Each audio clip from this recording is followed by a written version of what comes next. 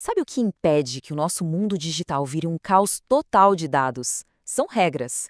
E hoje a gente vai mergulhar fundo nessas regras fundamentais que mantêm a ordem em qualquer banco de dados. As famosas restrições do modelo relacional. Imagina só a loucura. Como é que a gente ia saber quem é quem, de quem é cada conta no banco? Pois é, seria uma confusão danada. E é exatamente isso que acontece num banco de dados sem regras de identificação bem claras. Por isso que elas são, nossa, cruciais.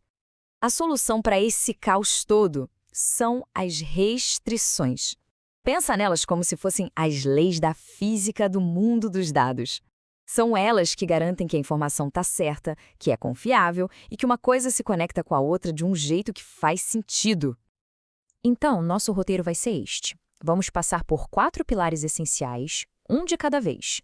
E no final, a gente vê como tudo isso funciona na prática. Bora começar pela base de tudo? Bom, vamos lá. O primeiro pilar é a fundação de toda a estrutura. É o pilar da identidade. E ele, na verdade, é a junção de duas regrinhas super importantes que garantem uma coisa: que cada pedaço de informação seja único, sem chance de confusão. Funciona assim, ó.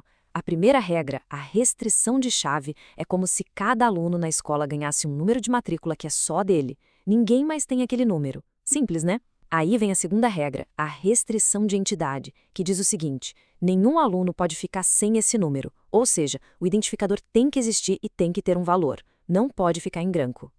E isso resolve um problema clássico do dia a dia, né? Se a gente tenta identificar alguém só pelo nome, José, por exemplo, o sistema fica doido. Qual José? Tem um monte aqui. A chave primária, que pode ser um CPF, uma matrícula, enfim, resolve isso de uma vez por todas. Ela aponta para uma pessoa só, sem erro. Ok, então já garantimos que cada registro tem uma identidade única. Qual o próximo passo? Garantir a qualidade dessa informação. E é aí que entra o nosso segundo pilar, o pilar da validade. Aqui o foco é se o dado em si faz sentido. Essa é a restrição de domínio. Pensa nela definindo as regras do jogo para cada campinho de informação. Ela diz o que pode e o que não pode entrar ali. Por exemplo, numa coluna de data de nascimento, não dá para simplesmente escrever a palavra ontem. O sistema vai barrar, ele não vai aceitar. Na prática, sabe o que isso faz? Funciona como um filtro de qualidade. Impede que entre lixo no sistema.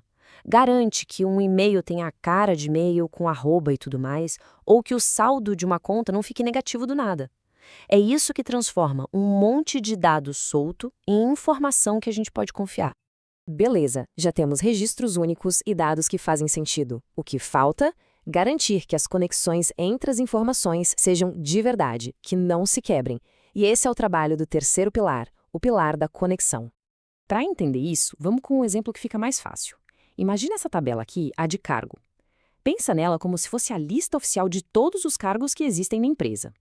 Cada um tem seu código único e oficial.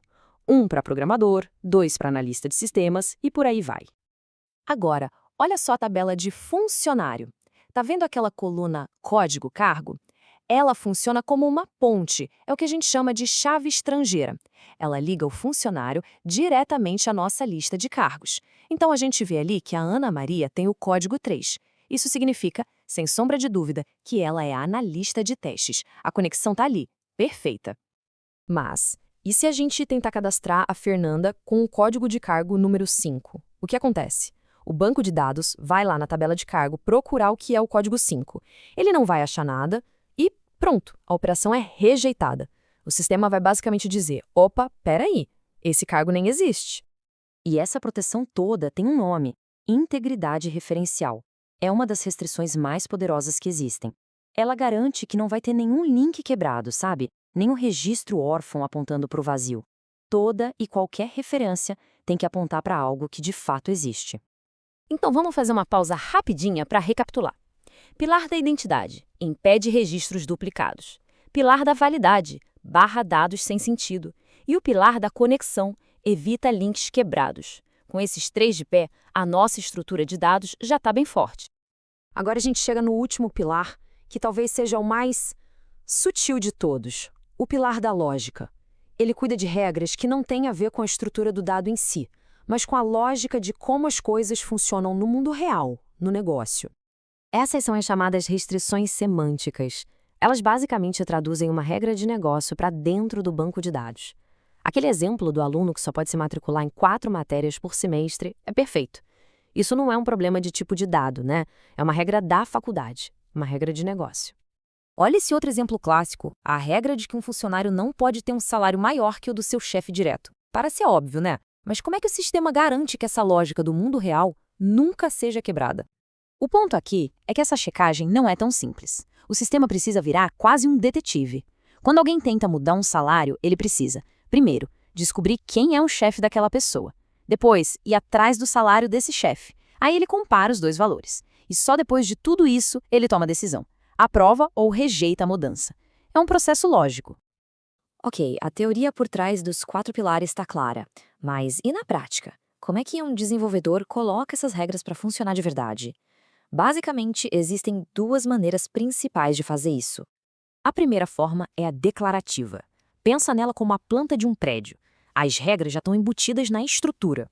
Quando se define uma coluna como chave primária, a regra já está ali, escrita na pedra. É simples, direto, ótimo para regras mais básicas. A outra forma é a procedural. Essa é mais como uma inspeção personalizada. Para regras complexas, como aquela do salário do chefe, aí não tem jeito, precisa escrever um código, uma função específica que o sistema vai rodar para fazer a verificação. É bem mais flexível e poderoso para essas lógicas de negócio. E no final, tudo se amarra, né? A gente tem a restrição de chave, que dá um ID único para todo mundo. A de entidade, que não deixa esse ID ficar em branco. A de domínio, que garante que o dado é do tipo certo. A integridade referencial, que mantém as conexões válidas. E, por último, a semântica, que faz com que os dados sigam a lógica do mundo real. São essas 5 regras, esses pilares, que sustentam a ordem no universo dos dados.